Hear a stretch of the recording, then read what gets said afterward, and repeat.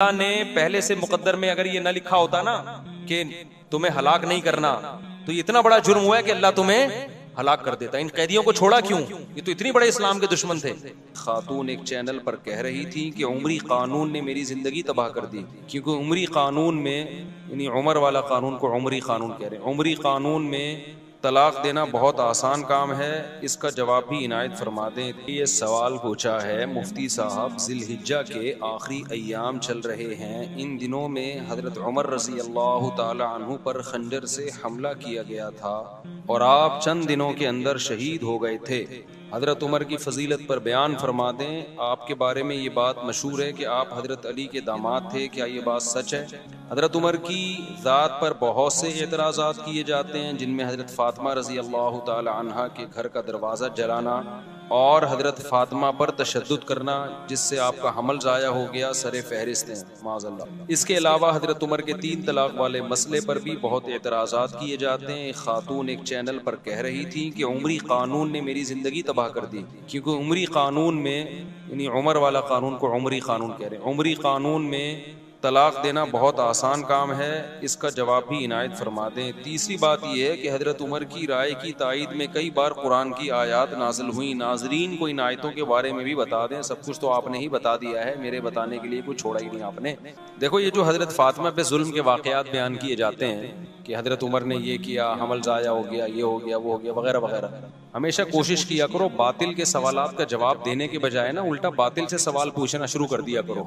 जब भी आप दिफाई पोजीशन में अपने आप को रखोगे ना, सामने वाला बड़े बड़े जराइम करके बैठा होगा, वो अपने ऊपर बात ही नहीं आने देगा, वो हमेशा आप पर बौछार करता रहेगा और आप दिफाई पोजीशन में एक का जवाब, दूसरी बात का जवाब, तीसरी बात का जवाब, ये कभी भी तरीका नहीं होता। मैंने एक वाकया सुनाया था कि एक साहब आए और मुझे कहने लगे कि उलमाए देवबंद के अकायद, आपके जो उलमाए देवबंद के जो अकाबिर हैं ना, उन अकाबिर के अकीदे ठीक नहीं है, मैं आपसे इस पे मुनाजरा करना चाहता हूँ। मुझे कहने लगे, मैंने कहा ठीक है, मैं तैयार हूँ इसके लिए, लेकिन आप इल्जाम लगाओगे उलमाए देवबंद के जो अकाबिर थे, जो हमारे अकाबिर थे, उन पे इल्जाम लगाओगे और मैं उन इल्जामात का दिफा करूंगा, तो ये बराबरी वाली बात नहीं हुई। बराबरी वाली बात ये होगी कि आप हमारे अकाबिर पे इल्जाम लगाओगे और मैं आपके अकाबिर पे इल्जाम लगाऊंगा।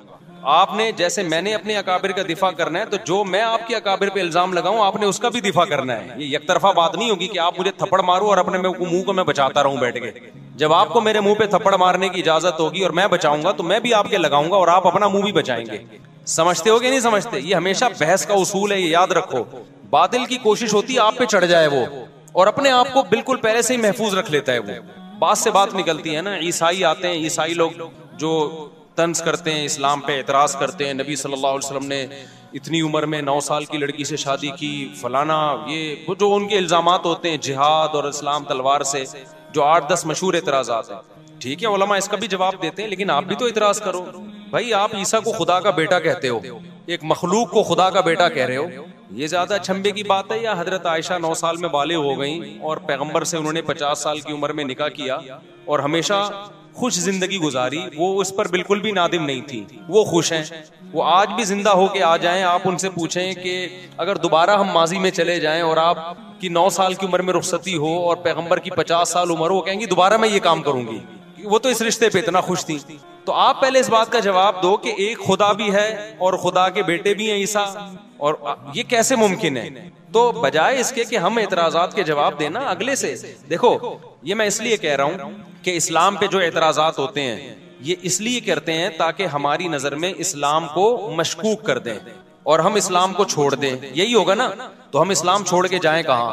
जिधर जाना है पहले उसका बरहक होना तो साबित करो ना भाई। एक डॉक्टर ने आपको बताया ये भी नहीं खाना, ये भी नहीं खाना, इससे भी परहेज, इससे भी परहेज। आप डॉक्टर साहब से पूछते हो खाना क्या है, फिर डॉक्टर कहे कुछ भी नहीं खाना।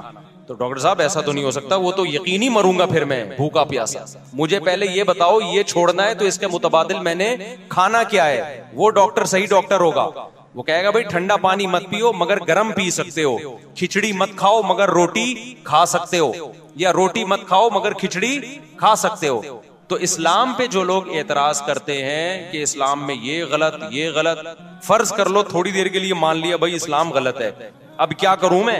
अब मेरे पास या तो ईसाई मजहब है, या हिंदू है, या सिख बन जाऊं, या मैं मुल्हिद हो जाऊं, खुदा ही का इनकार कर दूं, तमाम मज़ाहिब का इनकार कर दूं। अगर इस्लाम पे 10 एतराजात होते हैं, इल्हाद पे 1000 एतराजात होते हैं, हिंदू मजहब पे 2000 एतराजात होते हैं, ईसाइयत पे 3000 एतराजात होते हैं। तो भाई पहले मुझे जो मैं आप पे एतराज करूंगा उसका जवाब दो। मैं ईसाइयत से सेटिस्फाई होऊंगा, फिर मैं ईसाइयत और इस्लाम को कंपेयर करूंगा आपस में। समझ में नहीं आ रही मेरा ख्याल है बात? तो कभी भी ऐसा नहीं हो सकता कि बातिल आप पे एतराज करते रहे, आप जवाब देते रहे। इसमें जिंदगी खप जाएंगी आपकी, कुछ भी हासिल नहीं होगा। वो कोई नया इतराज निकाल के ले आएगा, कल वो कोई नया इतराज निकाल के ले आएगा। तो बजाय इसके कि आप जो लोग हजरत उमर पे इतराज करते हैं ना कि हजरत फातिमा के साथ ये किया, हजरत फातिमा के साथ माज़अल्लाह नक़्ल कुफ्र, सीधा सीधा एक जवाब दिया करो कि हजरत अली रजी अल्लाह ताला अन्हु उस वक्त जिंदा थे या नहीं थे? सैयदा फातिमा हजरत अली की ज़ौजा थी या नहीं थी? तो आपने ये हजरत उमर पे एतराजात कर रहे हो, उनको बुरा भला माज़अल्लाह कह रहे हो, हजरत अली ने क्यों नहीं किया ये काम? नहीं, यही बात मेरा ख्याल है समझ। हजरत अली क्यों खामोश थे कि उनकी ज़ौजा के साथ जुल्म हो रहा है, माज़अल्लाह उनकी ज़ौजा को मारा जा रहा है, जिससे उनका हमल ज़ाया हो रहा है, माज़अल्लाह मेरी बीवी के साथ कोई ऐसा करे मैं खामोश रहूंगा? आप उनके हाथ पे बैत भी हो रहे हैं, उनको खलीफा भी मान रहे हैं, और हजरत उमर और हजरत अली के इतने अच्छे ताल्लुकात कि हजरत उमर जो कमेटी बना रहे हैं 6 आदमियों की कि मेरे बाद कौन खलीफा होगा, उसमें सैयदना अली का नाम भी डाल रहे हैं। वाह वाह वाह! हजरत अली की ज़ौजा के साथ और पैगंबर की साहबजादी, इनसे बड़ा क्या रुतबा हो सकता है? उनके साथ माज़अल्लाह एक शख्स इतना जुल्म कर रहा कि विरासत खा, माज़अल्लाह नक़्ल कुफ्र, विरासत ना दे रहा उनको, उनका हमल ज़ाया कर दिया। और हजरत अली के इतने अच्छे ताल्लुकात, हजरत अली से एक ज़ईफ रिवायत नहीं मिलती कि हजरत उमर पे उन्होंने तंज किया हो या उनको जालिम कहा हो। इतने अच्छे ताल्लुकात के उमर हजरत अली के लिए को खलीफा के लिए नामजद कर रहे हैं और उनकी बेटी को निकाह का पैगाम भेज रहे हैं। ये शिया किताबों में भी मिल जाएगा आपको कि हजरत अली ने, हजरत अली की बेटी से किसका निकाह हुआ है? हजरत उमर का। शुरू में हजरत अली ने निकाह का पैगाम मुस्तरद कर दिया था, सिर्फ इस बेस पे कि आपकी उम्र ज्यादा है, इस बेस पे नहीं कि आप जालिम हैं, आपने मेरी ज़ौजा के साथ माज़अल्लाह अच्छा सलूक नहीं किया, उम्र के एज डिफरेंस की वजह से। लेकिन अरबों में एज डिफरेंस को कुछ ज्यादा वैल्यू नहीं दी जाती थी। बाद में हजरत उमर से उन्होंने अपनी बेटी का निकाह किया। तो ये क्या बात है, अपनी बेटी का निकाह भी कर रहे हैं, उनको दामाद भी बना रहे हैं और उनसे मशवरे भी ले रहे हैं। हजरत उमर का कोई मजलिस ऐसी नहीं होती थी अहम जिसमें कोई जदीद मसला आया हो और उन्होंने सैयदना अली को उसमें मुशावरत के लिए शरीक न किया हो।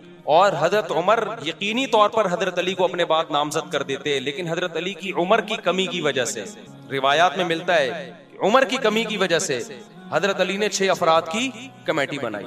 समझते हो कि नहीं समझते? तो हम इनके आपस में ताल्लुकात देखते हैं, कोई इनमें नफरत नहीं थी, एक दूसरे की तारीफें, एक दूसरे से मोहब्बतें।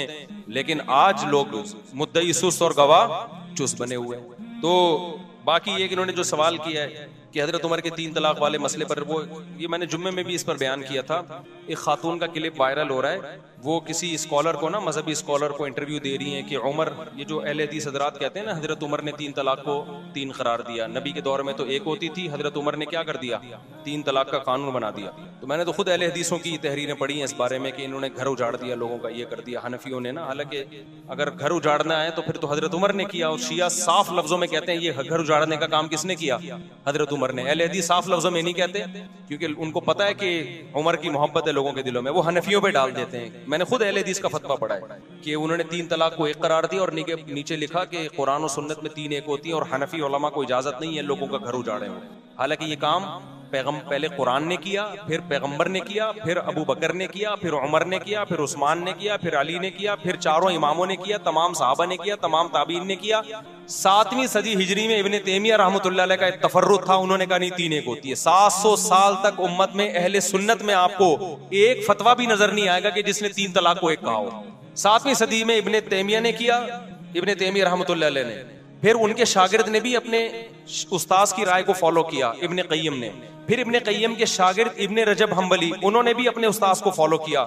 लेकिन आखिर उम्र में इब्ने रजब ने रुजू कर लिया और ये सख्त अल्फाज कहे, वअलम अन्नहु लम यस्बुत अन अहद मिन अस्सहाबा वला मिन अत्ताबिईन वला मिन अइम्मति सलफ अल मुअतद्दी बिक़ौलिहिम फिल फतावा फिल हलाल वल हराम शैउन सरीहुन अन तलाक़ बाद दुखूली युहसबु वाहिदतन इज़ा सबक़ बिलफ्ज़िन वाहिदिन, कि उन्होंने कहा कि किसी एक हदीस में भी हमें नहीं मिलता, किसी एक सहाबी से भी नहीं मिलता, किसी एक ताबी से भी नहीं मिलता कि रुखसती के बाद तीन को किसी ने एक करार दिया हो। साफ लफ्जों में रुजू किया कि मेरे उस्ताद इब्न क़य्यिम और उनके उस्ताद इब्न तैमिया इस मसले में वाज़े गलती पर है, कोई हैसियत नहीं है, रुजू कर लिया उन्होंने।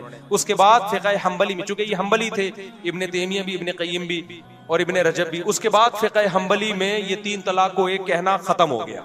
आई बात समझ में? फ़िक़्ह हम्बली में भी इत्तिफाक हो गया, तीन कितनी है भाई, तीन ही होती है, क्योंकि ये सब हम्बली मजहब के बड़े बड़े अइम्मा थे। सदियों ये मसला इसी तरह चलता रहा, पूरी उम्मत में तीन तलाक़ें तीन होती हैं, तीन तीन होती हैं, तीन तीन होती हैं, यहाँ तक कि फिर शेख बिन बाज जो सऊदी अरब के मुफ्ती आज़म हैं, जिनका तकरीबन 15-20 साल पहले इंतकाल हुआ, उन्होंने फिर एक नई राय कायम की कि तीन कितनी होती हैं, एक होती है। जब उन्होंने राय कायम की, उनके उस्ताजों ने उनकी मुखालफत की। बिन बाज से तलाक के मामले में फतवा लेना जायज नहीं है। मेरे पास, मैंने नेट से पूरी इबारतें निकाली थी, उनके उस्ताजों ने रद्द किया कि बिन बाज का फतवा तीन तलाक के मामले में उससे बीवी हलाल नहीं होगी, इजमाई मसला है। लेकिन शेख बिन बाज थे, बड़ी हैसियत थी उनकी, थे परहेजगार आदमी वो, लेकिन एक आदमी की गलती को आप पूरी उम्मत पे कैसे थोप रहे हो भाई? फिर क्या हुआ, सऊदी अरब में ये मसला इख्तलाफी बन गया। फिर जब इख्तलाफी बना तो फिर हुआ ये कि शेख बिन बाज के उस्ताज और तमाम हम्बली उलमा वो सारे तीन के तीन होने का फतवा देते थे। बिन बाज के पास जब जाता तो तीन के एक होने का फतवा। फिर बिन बाज के ही करीबी लोगों में से थे शेख सालेह अल उसैमीन, अल्लाह उनकी मग़फ़िरत फरमाए, बड़े आलिम थे, उन्होंने भी बिन बाज की राय ली, तीन कितनी होती हैं, उन्होंने भी कहा एक। अब सऊदी अरब में फटा हो गया। फिर क्या हुआ, 80 की दिहाई या 90 की दिहाई में सऊदी हुकूमत ने एक सर्कुलर जारी किया कि तीन तलाक के मसले पर तमाम उलमा मिल के बैठे और दलाइल से इस मसले को निपटाएं। कोई ये फतवा दे रहा है, कोई वो फतवा दे रहा है। तो पूरी बहस हुई, उस पे अल करार के नाम से एक रिसाला लिखा गया, उसमें बहुत सारे उलमा शरीक हुए, उन उलमा के नाम भी उस रिसाले में, बड़ी बहस हुई उसमें।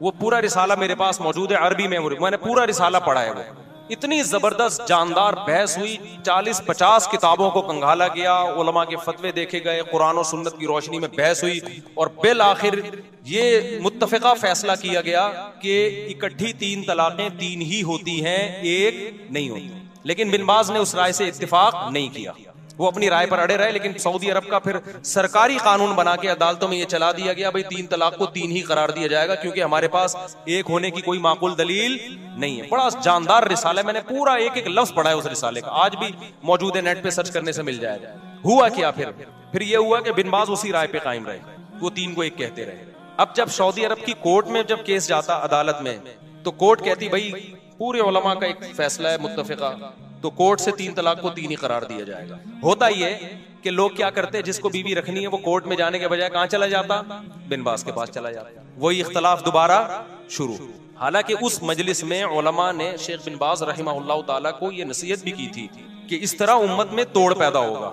बहरहाल बड़े आलिम थे, हम किसी आलिम की गुस्ताखी नहीं करते, उनकी और नेकियां बहुत हैं, एक आलिम से गलती हो सकती है, बात यह कि उसकी गलती को आप सारी उम्मत पे तो ना थोपे ना भाई। आप ये कह देते भाई उनका एक तफर्रुद है, ये आसान था, लेकिन अब चूंकि सरकारी सतह पे उनको मुफ्ती आजम भी बना दिया गया, लोग उसी को फॉलो करते चले गए। उसमें आसानी थी, बीवी आराम से हलाल हो रही है, तलाक का रेशो भी अरबों में बढ़ गया, धड़ धड़ धड़ तलाकें। फिर एक नतीजा ये निकला कि चूंकि गवर्नमेंट लेवल पे एक फतवे की वैल्यू होती है, वो सरकारी मुफ्ती थे, नतीजा ये निकला कि वो जो अदालत का फतवा था वो जजों को भी नहीं, अब जज भी उसको फॉलो नहीं कर रहे। फिर अब जो जो मोहम्मद बिन सलमान आए, इनके दौर में तो मेरा ख्याल है कोर्ट को ऑर्डर दे दिया कि तीन को एक ही करार दो। तो ये इस्लाम नहीं है मेरे भाई, समझ रहे हो, ये जाती आरा है बाज मुफ्तियों की। इस्लाम वो है जो कुरान ने बयान किया, अत-तलाक़ु मर्रतान, तलाक़ दो मरतबा है। इसमें कुरान ने नहीं कहा कि इकट्ठी दो या एक महीने के बाद दो। कुरान कहता है फ़इन तल्लक़हा, तीसरी दे दी तो फला तहिल्लु लहू मिन बादु, औरत तीसरी के बाद शौहर के लिए हलाल नहीं होगी जब तक दूसरे मर्द से निकाह ना कर ले। तो ये उमरी कानून नहीं है, ये कुरान का कानून है। बुखारी की हदीस है, नबी सल्लल्लाहु अलैहि वसल्लम की मौजूदगी में उवैमर अजलानी ने अपनी बीवी को तीन तलाकें दी, आप सल्लल्लाहु अलैहि वसल्लम ने उसको तीन ही समझा, उससे निकाह को खत्म समझा नबी सल्लल्लाहु अलैहि वसल्लम ने। बुखारी की हदीस है, इतनी सारी हदीसें, मेरा इस पर पूरा एक लेक्चर मौजूद है। तो ये कहीं भी नहीं है। तो इसको ये कहना उमरी कानून, उमरी कानून, ये शिया लोग ये जिसारत कर सकते हैं भाई, अहले सुन्नत इसको उमरी कानून नहीं कहते। उमर वो कानून नहीं बनाएंगे जो पैगंबर के कानून के खिलाफ। समझते हो कि नहीं समझते? यहाँ अब वो खातून ने ये कहा मेरा घर उजड़ गया 3 तलाक के बाद, मैं मजबूर हो गई हूँ हलाला करने पर। वो रो रही है, मैं मजबूर हो गई किस पर? देखो बातिल जब भी कोई बात कर रहा होगा ना, बीच में एक गड़बड़ कर रहा होगा, वो उसी से वो लोग उसकी उस बात को नहीं तरफ जाते हैं और रोना धोना शुरू कर देते हैं, हाय बेचारी के साथ जुल्म हो गया। इस्लाम ने औरत को हलाले पर मजबूर किया है। कुरान ने जब ये कहा 3 तलाक़ें देने के बाद औरत पहले शौहर से निकाह नहीं कर सकती जब तक इद्दत के बाद दूसरे मर्द से निकाह ना कर ले, उससे हमबिस्तरी ना हो जाए और वो तलाक ना दे दे, फिर इद्दत के बाद पहले से कर सकती है। इस्लाम, कुरान, हदीस ये कह रही है कि औरत ये कर सकती है, ये नहीं कह रहा कि औरत को इस्लाम इस पे क्या कर रहा है, मजबूर ना करे। भाई किसने कहा है कि ये काम करे वो? यानी ऐसा होता है ना, मर्द ने 3 तलाकें दी होती, फिर हम जाके औरत की कनपटी पे बंदूक रखते हैं, अब तू दूसरे मर्द से निकाह कर, नहीं करेगी गोली से उड़ा देंगे हम, तो ये दायरा इस्लाम से खारिज हो जाएगी। अब तू उसके साथ रिलेशन भी, फिजिकल रिलेशन भी कायम कर, नहीं किया ठा गोली से उड़ा देंगे हम तुझे। अब तू वहां से तलाक ले, नहीं तलाक ली ठा गोली से उड़ा देंगे हम तुझे। अब तलाक लेने के बाद दोबारा पहले मर्द से तुझे निकाह करना पड़ेगा, नहीं किया ठा हम गोली से उड़ा देंगे। फिर औरत रोती भी अच्छी लगती, हाय हाय मेरे साथ क्या हो रहा है, मुझे मर्दों के से जो है ना रिलेशन कायम करवाया जा रहा है। भाई इस्लाम ने कहा कि इस मर्द से आपका निकाह अब खत्म, अब आप एंजॉय करें लाइफ को, इद्दत के बाद किसी और मर्द से निकाह करें। आई बात समझ में? आप उस मर्द के साथ जिंदगी गुजारें। अगर आपको उम्र समझ में नहीं आ रहा, आपके पास ऑप्शन है, आप उससे तलाक मांग सकती हैं। तो ये बेइज्जती कर रहा है इस्लाम या इज्जत दे रहा है उसको? ऑप्शन है आपके पास, डिवोर्स मांगने में कोई हरज नहीं है। सहाबिया के साथ ऐसा ही हुआ, 3 तलाकें हुई, दूसरे मर्द से उन्होंने निकाह किया, उनको वो मर्द समझ में नहीं आया, नबी के पास आई, मैं इनसे तलाक लेना चाहती हूँ। इसमें कौन सी बेइज्जती की बात है भाई? फिर अगर वो तलाक दे दे ठीक है, नहीं दे तो गुजारा करो उसके साथ, दे दे तो इद्दत गुजर गई आपकी, आप जहां चाहे निकाह करें, इसमें कोई बेइज्जती की बात है? तो पुराने वाले से करना चाहे वहां भी कर सकती हैं, इसमें कोई बेइज्जती की बात है? किसी और मर्द से निकाह करना जब बेइज्जती नहीं है, तो पुराने वाला जो अपने बच्चों का बाप है उससे निकाह करना कहां से बेइज्जती हो गया? असल में इसमें तड़पेगा वो जिसकी बीवी है, अजाब में कौन आएगा? मर्द। बेइज्जती मर्द की हो रही है, ठीक है ना, जिसने गुस्से में तलाकें निकाल दी और अब रो रहा है। अब इस्लाम कह रहा है ना ना ना ना ना, तेरी ये महबूबा जिसको तूने गुस्से में छोड़ा है, अब ये किसी और के निकाह में जाएगी और तू, तेरे लिए वो रात क्या होगी, ऐसे जैसे आग के अंगारों पे लेटा हुआ है तू। और आइंदा ये लफ्ज जबान से निकालने से पहले तू 100 दफा सोचेगा, अजाब में तो वो आएगा बंदा। दूसरी बात ये, खवातीन यहाँ ये कहती हैं कि जब औरत को तलाक हो गई, ठीक है जी, वो मजबूर नहीं है कि हलाला करे, वो मजबूर नहीं है, लेकिन वो बेचारी जाएगी कहाँ? उसका घर तो उजड़ गया ना, तो इस लिहाज से तो वो मजबूर ही अपना घर बसाने के लिए उसको ये प्रोसेस से गुजरना पड़ेगा। उसका जवाब समझें, वो उसका जो घर उजड़ा है ना और नया घर बसना मुमकिन नहीं है या मुश्किल है, वो इस्लाम की वजह से नहीं, वो इस्लाम को फॉलो ना करने की वजह से। ये बार बार मैं बताता हूँ, क्योंकि सहाबा के दौर में मर्द ने अगर 3 तलाकें दी और औरत का निकाह खत्म, तो 20 रिश्ते उसके लिए पहले से अच्छे मर्दों के होते थे, क्योंकि एक एक आदमी 2-2, 3-3 बीवियां रखता था। लड़कियां मार्केट से क्या थी, शॉर्ट थी। लोग इंतजार करते थे किसी की बीवी बेवा हो या तलाक हो तो मैं निकाह करूं उससे। तो औरत का घर उजड़ता ही नहीं था। अब जो घर उजड़ रहा है वो इस्लाम की वजह से नहीं, बल्कि एक बीवी पर जो इत्तेफाक सबने कर लिया है और खवातीन के लिए रिश्ते नहीं है, उसकी वजह से उनके लिए मसाइल हो गए हैं। तो ये 3 तलाक के 3 होने का कसूर नहीं है, ये कसूर इसका है कि अच्छे मर्द मार्केट में क्या हो गए हैं, शॉर्ट हो गए हैं। उसको पता है मुझे पहले वाला जैसा मिलेगा नहीं आई मेरा ख्याल बात समझ में। तो ये उमरी कानून नहीं है, ये खुदाई कानून है। हजरत उमर ने इसको क्या किया था, नाफिज। और फिर भी अगर बात समझ में ना आए तो मैंने आपसे एक बात कही है कि बजाय बातिल के एतराजात का जवाब देने के आप बातिल पे एतराजात करना शुरू कर दो। तो मेरा बातिल से ये एतराज है कि आप कहते हो 3 तलाक को 3 करार देकर उमर ने जुल्म किया। देखो 3 तलाक के बारे में हदीस के अल्फाज देखो, 3 तलाक के 1 होने के बारे में जो अहले हदीस पेश करते हैं कि नबी के दौर में 3 1 समझी जाती थी, अबू बकर के दौर में भी उमर ने 3 को क्या कर दिया, 3। हम कहते हैं वो जो नबी के दौर में 1 समझी जाती थी, उसका मतलब ये नहीं है जो अहले हदीस बयान कर रहे हैं, उसका मतलब दूसरी हदीस में आता है कि ज़माने जाहिलियत में 3 को 1 समझा जाता था, इस्लाम ने उसको क्या कर दिया, मनसूख। हजरत उमर के दौर में बहुत से लोगों को पता ही नहीं था कि अब 3 1 नहीं है, 3 3 ही होंगी। हजरत उमर ने 3 को 3 नाफिज कर दिया, तो बहुत से लोग समझे ये काम कौन कर रहा है, उमर कर रहे हैं। इसकी मिसाल ऐसे है जैसे सहीह मुस्लिम ही की हदीस है कि नबी के दौर में हम मुता किया करते थे, जाबिर बिन अब्दुल्लाह कह रहे हैं रजी अल्लाह अन्हु। अबू बकर के दौर में भी हम मुता किया करते थे, उमर ने मुता पे क्या लगा दी, पाबंदी लगा दी। हम उसका जवाब क्या देते हैं, भाई मुता तो नबी के दौर में हराम हो गया था, अबू बकर के दौर में भी हराम था। उमर ने जो पाबंदी लगाई तो वो जो काम नबी के दौर में हराम हो गया था उमर ने उसको नाफिज कर दिया। लेकिन नबी के दौर में जब मुता हराम हुआ तो सबको पता नहीं था कि हराम है, वो जायज समझ के कर रहे थे। अबू बकर के दौर में भी करते रहे क्योंकि इस खबर फैली नहीं थी उस हराम होने की। हजरत उमर ने लॉ बना दी, अब जो मुता करेगा वही सजा दूंगा जो जानी को देता हूं मैं। इस कानून की वजह से सबको पता चल गया मुता हराम है, तो निस्बत किसकी तरफ कर दी? उमर की तरफ। तो इसी तरह 3 तलाक 3 हो चुकी थी नबी के दौर में, पता नहीं था लोगों को। अब समझो कि जो ये कहता है ना कि उमर ने हमारे घर उजाड़े हैं, माज अल्लाह 3 तलाक को 3 करार देके, आप उससे इतराज किया करो कि अगर 3 तलाकें नबी के दौर में एक थी इस हदीस की वजह से कि उमर ने 3 को 3 करार दिया है, तो मुता भी किसने हराम करार दिया? फिर उमर। लिहाजा आप अगर उमर को नहीं मानते तो मुता जैसी बेगैरती को भी आपको मानना बोलो पड़ेगा फिर आप इसी जैसी हदीस की वजह से।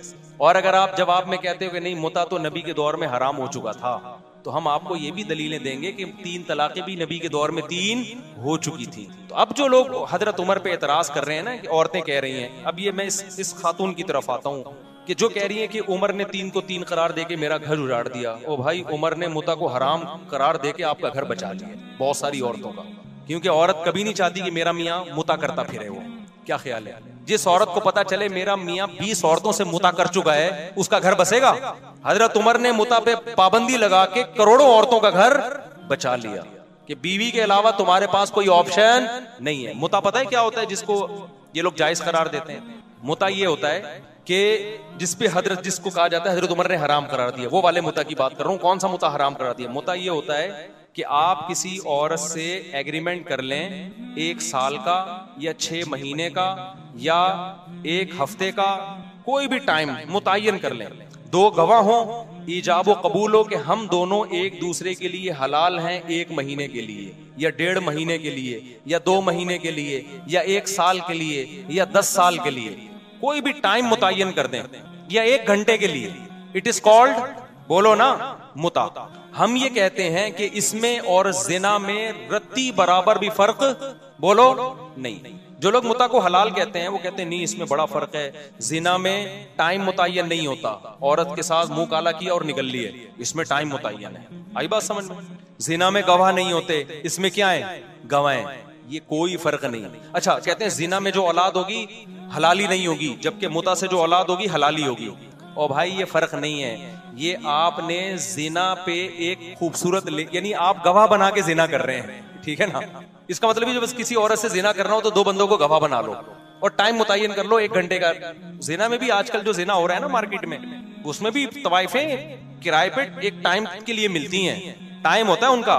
वो पुराने जमाने में जिना होता था, गए और मुंह काला करके भाग गए, कोई देख तो नहीं रहा। अभी जो होटलों में लोग बताते हैं ना, जो बुराइयां करते हैं, कि बाकायदा टाइम होता है तवाइफ का कि इतने टाइम तक आपके साथ रहेगी वो, तो टाइम भी हो गया।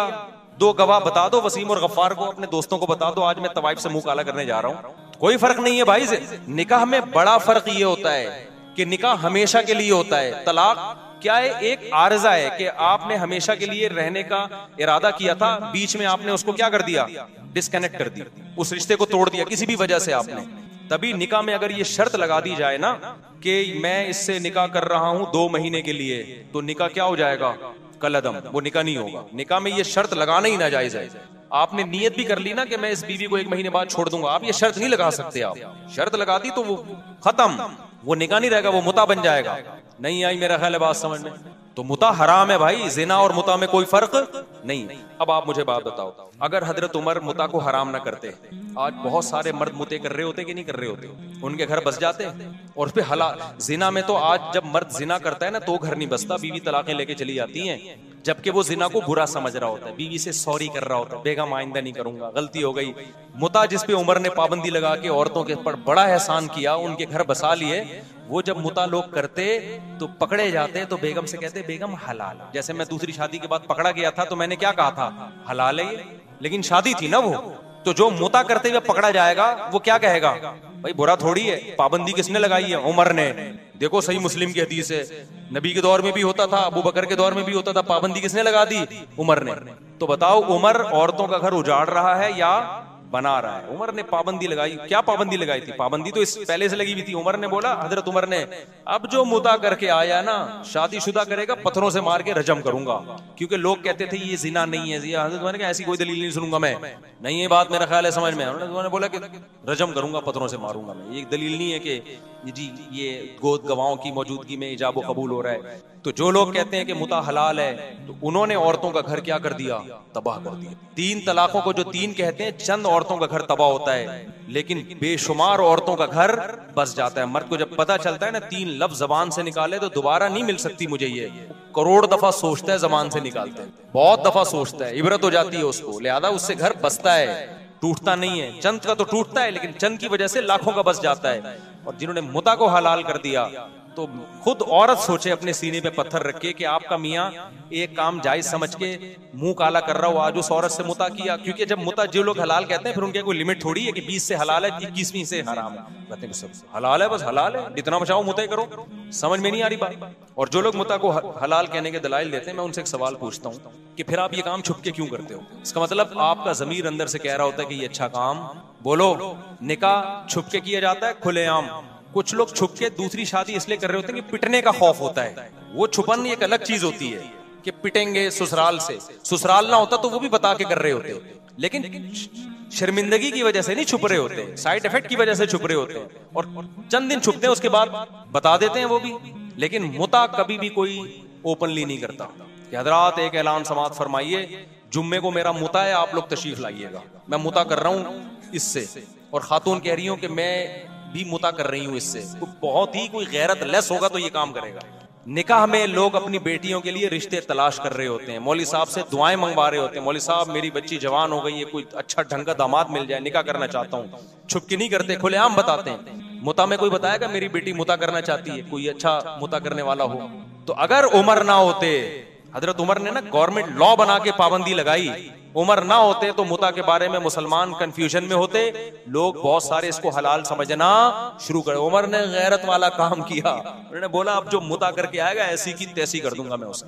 तो ये उमर का हम पर क्या है एहसान है कि हमारे घरों को बचाया उमर ने। एक जिना पे हमें हलाल का लेबल लगाने से उमर ने बचा लिया। समझता है नहीं समझता। बाकी जो गुस्से में 3 तलाकें देके उनके घर उजड़ते हैं, भाई गुस्से में कंट्रोल करो अपने आप।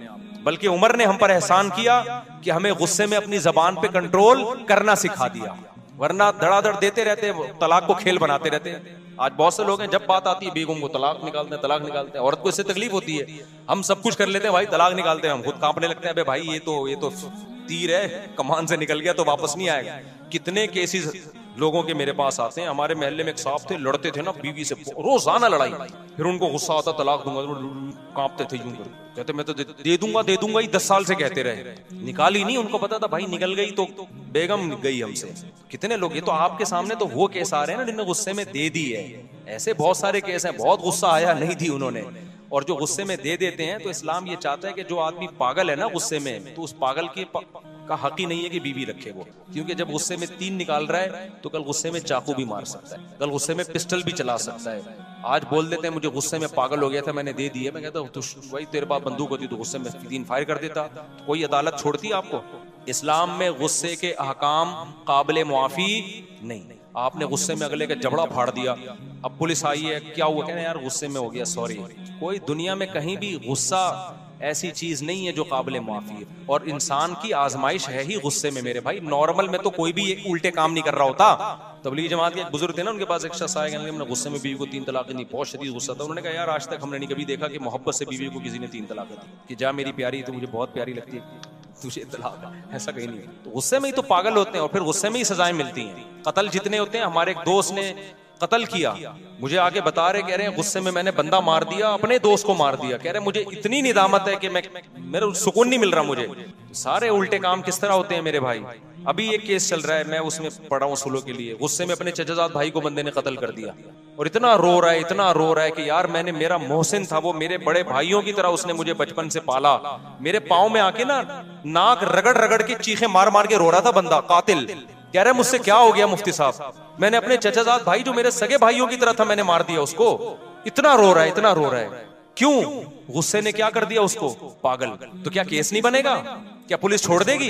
नहीं, यही बात मेरा ख्याल है। अब अगर उसको पुलिस लटकाती है, अदालत लटकाती है फांसी के फंदे पे, लोग कहते हैं यार बेचारे से गुस्से में पिस्टल चल गई, इतना रो रहा है यार, छोड़ो यार। कुरान क्या कहता है? वलकुम फिल क़िसासी हयात, ए लोगों क़िसास में जिंदगी है। एक लटकेगा, 20 लोग कत्ल करने से बच जाएंगे। तो इसी तरह यहां भी है, 3 तलाकों में घर बसाना है, उजाड़ना नहीं है। चंद लोग 3 देंगे, उन इबरत का निशान बनेंगे, बाकी लोग की जबानें बंद हो जाएंगी, बोलेंगे भाई कुछ भी जबान से निकालो, तलाक का लफ्ज जबान से निकालने का नहीं है। नहीं आई बात मेरा ख्याल है समझ में। अभी ये कहते हैं ना इस्लाम में तलाक बहुत आसान है, बहुत मुश्किल है इस्लाम में, क्योंकि उसका साइड इफेक्ट बहुत ज्यादा है। दूसरों के यहाँ बज़ाहिर बड़ी मुश्किल है तलाक, लेकिन बहुत आसान है। उनके यहाँ हिंदुओं में कोर्ट वोर्ट में जाना पड़ता है, लेकिन इतनी आसान है तभी तो धड़ाधड़ हो रही है तलाकें। हमारे यहाँ बहुत आसान है, लेकिन हकीकत में बहुत मुश्किल है, तभी हमारा फैमिली सिस्टम कामयाब है। तो ये तो हजरत उमर पे एतराज का मैंने जवाब दिया, बात लंबी हो गई। और पता नहीं क्या लिखा है उन्होंने हजरत उमर के बारे में। तीसरी बात यह कि हजरत उमर की राय की तायद में कई बार कुरान की आयतें, ये तो बहुत दफा हुआ है। हजरत उमर ने नबी सल्लल्लाहु अलैहि वसल्लम से फरमाया कि अपनी खवातीन को हुक्म दें पर्दा किया करें। आप सल्लल्लाहु अलैहि वसल्लम ने नहीं हुक्म दिया, कुरान की आयतें नाजिल हो गई। या अय्युहन नबिय्यु कुल लि अज़वाजिका व बनातिका व निसाइल मुमिनीना युदनीना अलैहिन्ना मिन जलाबीबिहिन्ना। ग़ज़वा उहद में यानी अल्लाह ने हुक्म दे दिया कि पर्दा करवाएं ए नबी, अपनी अज़वाज को भी और मोमिनीन की बेटियों को भी कहते हैं आप पर्दा करें। किसकी तायद में नाजिल हुई है? हजरत उमर की। हजरत उमर रजी अल्लाह ताला अन्हु की राय ये थी। एक और मिसाल थी बड़ी जबरदस्त, मेरे जहन से निकल गई, वो बहुत जबरदस्त मिसाल थी। हजरत उमर का एक मशवरा था, है हाँ, जंगी कैदियों के बारे में। जब बदर में कैदी आए ना, तो हजरत उमर ने हुक्म दिया हर शख्स अपने रिश्तेदार की गर्दन उड़ा दे।